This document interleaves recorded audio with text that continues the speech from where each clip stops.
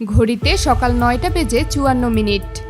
অভিজ্ঞ ইরানি pilot captain Reza ফরহাদি তার fighter jet নিয়ে প্রায় ৪,০০০ ফুট উচ্চতায় উড়ছিলেন, আর তার ঠিক পেছনেই ভেসে রয়েছে দুটি অজানা ফাইটার জেট।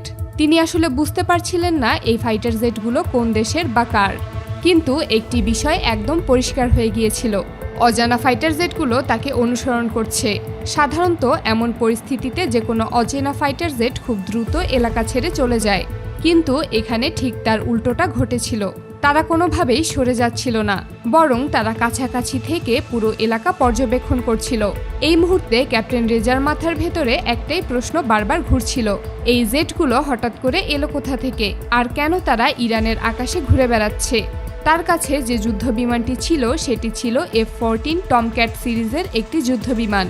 এই বিমানটি একসময় বিশ্বের সবচেয়ে শক্তিশালী যুদ্ধ বিমানগুলোর মধ্যে অন্যতম হিসেবে পরিচিত ছিল।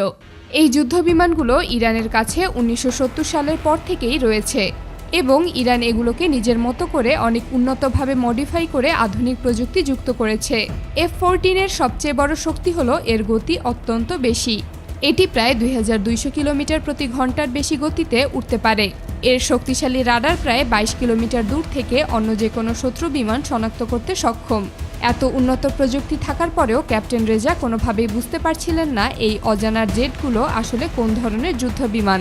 কিন্তু ক্যাপ্টেন রেজা ঠিকই বুঝতে পারছিলেন যে তাকে তাড়া করা এই জেটগুলো তার নিজের জেটের চেয়েও অনেক বেশি আধুনিক এবং উন্নত।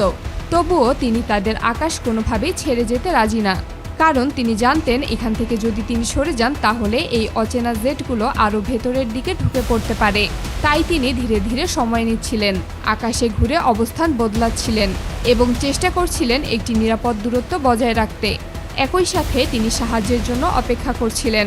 ইরানের এয়ার কমান্ড বেস থেকে তাকে জানানো হয়েছিল মাত্র ২ মিনিটের মধ্যেই আরও দুটি যুদ্ধবিমান সেখানে পৌঁছে যাবে। এই ২ মিনিট তার কাছে অস্বাভাবিক রকম দীর্ঘ মনে হচ্ছিল। তিনি কখনো উপরের দিকে উঠছিলেন, আবার কখনো নিচের দিকে নামছিলেন, যেন অচেনা জেটগুলো তাকে সহজে টার্গেট করতে না পারে।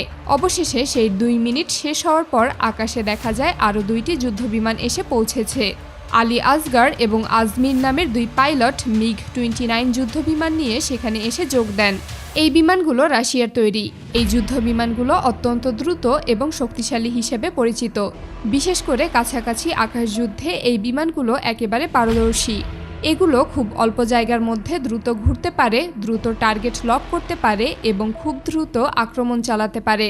এই কারণেই এই যুদ্ধ বিমানকে আকাশের শিকারী বলা হয়। এখন পরিস্থিতি কিছুটা পরিবর্তন হয়ে যায়। ৩টি যুদ্ধ বিমান একসাথে সেই অজানা জেটগুলোর সামনে গিয়ে দাঁড়ায়। এরপর রেডিওর মাধ্যমে পরিষ্কারভাবে সতর্কবার্তা দেওয়া হয়, আপনারা অবিলম্বে ইরানের আকাশসীমা ত্যাগ করুন। তাদেরকে ২ মিনিট সময় দেওয়া হয় এলাকা ছেড়ে চলে যাওয়ার জন্য। কিন্তু আশ্চর্যের বিষয় হলো ওই অজানা জেটগুলো তখনও শান্ত রয়েছে। তারা আগের মতোই আকাশে ঘুরতে থাকে এবং নিজেদের অবস্থান বজায় রাখে। এর ফলে পরিস্থিতি আরও জটিল হয়ে ওঠে। ওই জেটগুলোর গতি, তাদের চলাফেরার ধরন এবং রাডারে সহজে ধরা না পড়ার ক্ষমতা দেখে ধারণা করা হচ্ছিল যে এগুলো সম্ভবত F-22 র্যাপটর ধরনের অত্যাধুনিক যুদ্ধবিমান হতে পারে। এই ধরনের জেট অত্যন্ত দ্রুত গতিতে উঠতে পারে এবং সাধারণ রাডারের মাধ্যমে এগুলো শনাক্ত করা অনেক কঠিন। তাই এ ধরনের যুদ্ধবিমানের সঙ্গে সরাসরি মোকাবেলা করা মোটেও সহজ কাজ নয়। শেষ পর্যন্ত পরিস্থিতি নিয়ন্ত্রণে আনার জন্য একটি গুরুত্বপূর্ণ সিদ্ধান্ত নেওয়া হয়। MiG-29 থেকে একটি এয়ার টু এয়ার মিসাইল ছোড়া হয়। এই মিসাইলটি সরাসরি সেই অজানা জেটগুলোর দিকে এগিয়ে যেতে শুরু করে। এটি মূলত ছিল এক ধরনের চূড়ান্ত সতর্কবার্তা, যাতে বোঝানো হয় যে এখন আর পরিস্থিতি হালকাভাবে নেওয়ার সুযোগ নেই। মিসাইল ছোড়ার পরপরই পরিস্থিতি হঠাৎ করে বদলে যায়। অচেনা জেটগুলো বুঝতে পারে যে এখন আর এখানে অবস্থান করা নিরাপদ নয়। সঙ্গে সঙ্গে তারা গতি বাড়িয়ে খুব দ্রুত ইরানের আকাশসীমা ছেড়ে আন্তর্জাতিক এলাকায় চলে যায়। এই ঘটনার পর আন্তর্জাতিকভাবে বিষয়টি নিয়ে আলোচনা শুরু হয়ে যায়। বিভিন্ন আন্তর্জাতিক সংবাদ মাধ্যমে এই ঘটনা প্রকাশিত হয়। মূলত এই ঘটনাটি দেখিয়ে দেয় যে ইরান তাদের আকাশসীমা রক্ষা করার ব্যাপারে কতটা কঠোর অবস্থানে রয়েছে। কোনো অজানা বিমান তাদের আকাশে প্রবেশ করলে তারা খুব দ্রুত প্রতিক্রিয়া জানায় এবং প্রয়োজন হলে শক্তি প্রদর্শন করতেও একদম পিছপা হয় না।